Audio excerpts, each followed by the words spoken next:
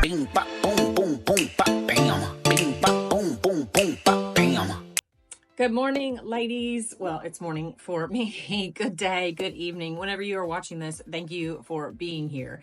We are going to discuss a specific food group that is responsible for either being associated with being overweight, lowered immunity, depression, anxiety, or it can be associated with weight loss, staying lean, increased immunity, increased neurotransmitters like dopamine, serotonin. So it is kind of the miracle food of sorts. You get the biggest bang for your buck, but is specifically talking to weight gain in menopause. This is a big player in helping you to either stay lean or lose weight. So let's get into it.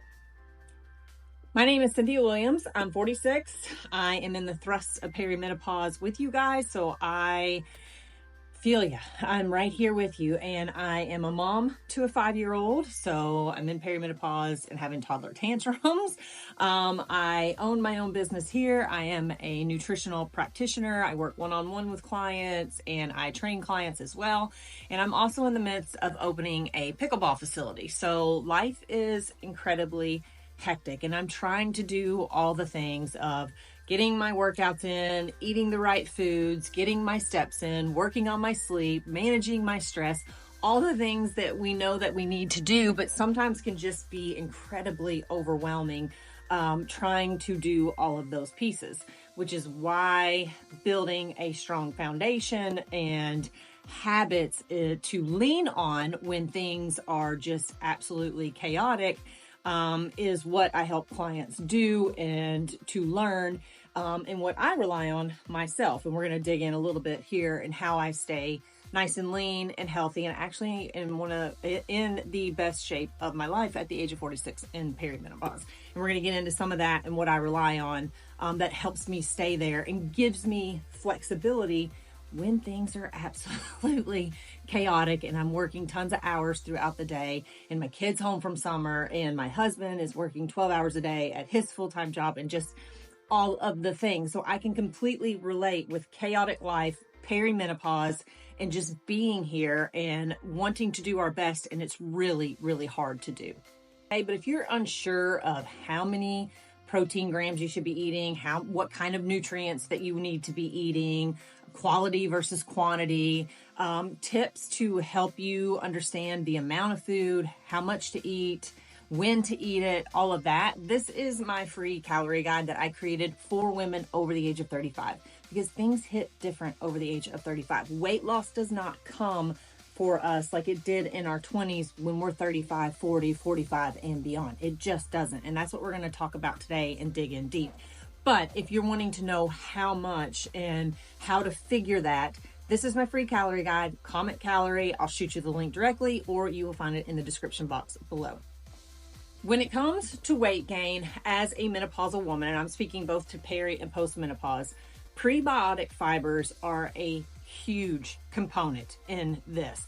And just if you're like, fiber, I eat fiber, I have plenty of fiber, just stay with me because I bet you're not eating the proper amounts and the proper quality of fiber that have the impact on our gut that we're looking for that help us to either stay lean or lose weight. So we are going to get into very specifics when it comes to that, and you will have a clear understanding of exactly what to eat to either maintain your weight in menopause or to lose weight in menopause.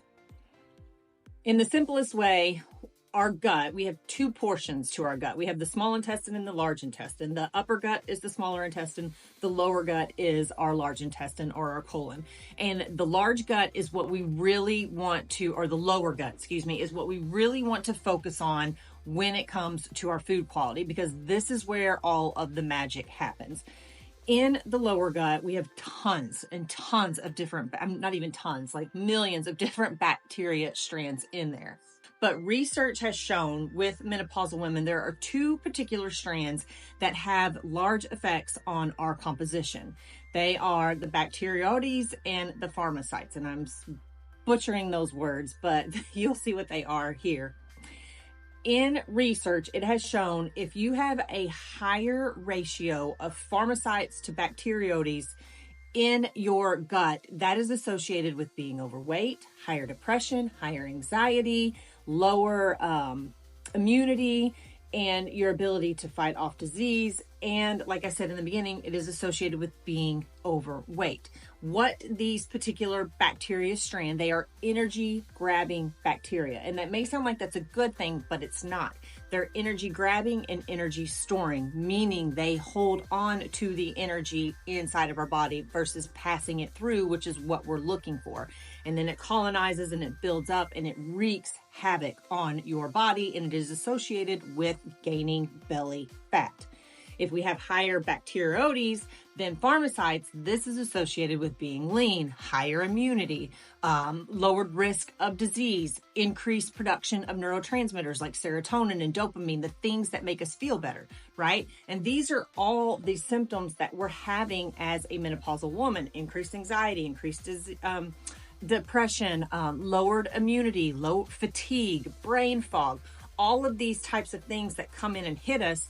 Our gut can be a big contributor to either making those symptoms worse or helping to clear those symptoms up.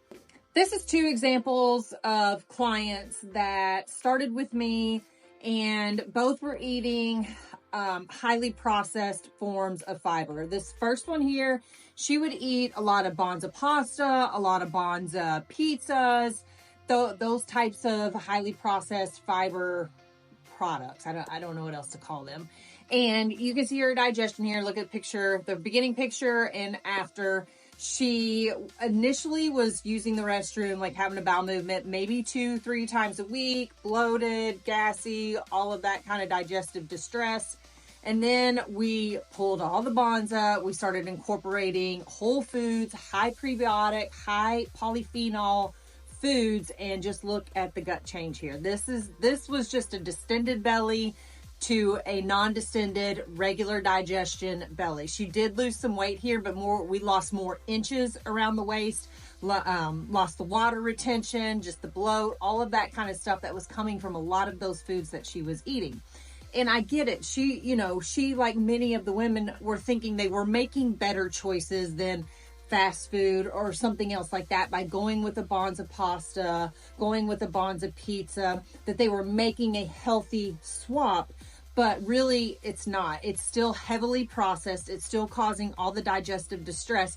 And then as a woman that's in menopause, we already have slowed digestion and slowed other functions in the body that make it in and of itself, digestion in and of itself, just uncomfortable. You can be more constipated, more bloated, or have diarrhea more than what you did when you were younger. And you also find maybe that you have more food sensitivities or foods that didn't bother you before bother you now.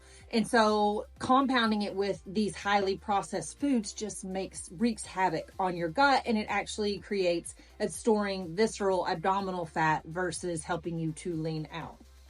The second client here, this client, there's like 0.5 weight difference, but look at her belly. She was eating a lot of, I cannot remember the brand name of it, but these bagels that had like 30 to 35 grams of fiber in one bagel. Okay, anything that you're eating that's got that much fiber in one serving is 100% going to cause digestive distress. You are not going to pass that very easily. So she was eating a lot of that. There were some supplements and other things in there that she was trying to do to help regulate her digestion because she was not going all the time. And so we pulled all of those foods, again, turned our focus on eating high prebiotic, high polyphenol sources of fiber, and just look at the gut changes here. I mean, dramatic changes in how much better she felt. Her energy went up. Her workouts started getting better, sleeping better, just all of these types of things that come with having regular digestion. As a woman in menopause, weight gain is a big, big issue, but I highly concern, calories in versus calories out absolutely matters, but it becomes even more an issue of quality of food for those calories in versus calories out when you're in menopause. Okay, this is take 2 to get this video finished. My phone literally crashed in the middle of shooting this video. I had to stop, go to the Apple store, come back, and now we are going to carry on. What I would really like you to take away from this is now it's become such a hot item to be a high protein, high fiber type of food. But if you are buying this in processed, packaged, boxed, bagged items that are marketing to you that they are high protein or high fiber, they're still heavily processed products that they have just shoved some protein into or shoved some fiber into. It is more than likely going to cause some kind of gut distress, and it's not going to give you the results that you would get eating whole foods to achieve your protein and your fiber goals. So yes, calories in, calories out absolutely matters, but even more so is the quality of the food that we're eating to tame the changes that are occurring due to the hormonal fluctuations that occur with peri and postmenopause. It is a game changer. You cannot do the same things that you did in your 20s and 30s when you're in your 40s and beyond. It's just not going to give you the same results. You're going to hit your head up against the wall over and over in frustration, trying to achieve the goals and find yourself continuing to put on belly weight. So one of the easiest things that you can do is incorporate prebiotic fibers at every single meal throughout the day, finding ones that are especially high in polyphenols. Polyphenols as shown in numerous ways to help burn belly fat, reduce belly fat, and visceral fat becomes the main concern of women in peri and postmenopause. It's that fat that accumulates in and around the organs that gives you that tire belly, and you notice you start to have more weight gain, around the belly, less around the hips and the thighs, and more in that belly region. So fiber is a huge, huge way to combat all those symptoms that come in the belly fat gains. Thanks for being here today. I appreciate you checking out my videos. If you have any questions about any of the coaching that I offer for women, please comment below. I'll send you a link and you can check out my information and what I have to offer.